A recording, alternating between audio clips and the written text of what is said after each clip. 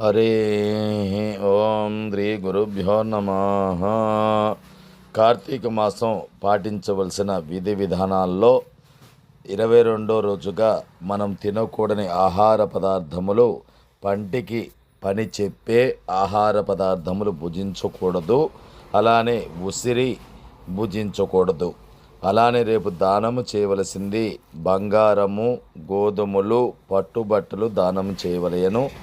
బంగారం బదులు దక్షిణ తాంబూలాలైనా కూడా ఇవ్వవచ్చు. అలానే పూజించవలసిన దైవము సూర్య భగవానుణ్ణి పూజించాలి.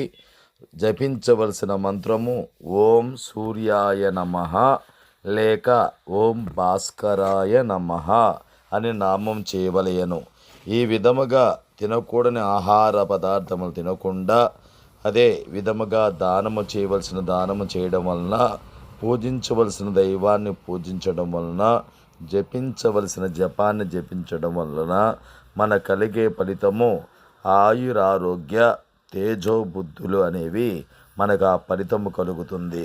కాబట్టి ఈ కార్తీక మాస మహమాన్వితమైన విశేషమైన ఫలము అందరికీ కలగాలని, అలానే పార్వతీ పరమేశ్వర లక్ష్మీ నారాయణ స్వామి అనుగ్రహ కలిగి అందరూ సుఖ సంతోషాలతో ఉండాలని మనసారా కోరుకోవడం జరుగుతుంది.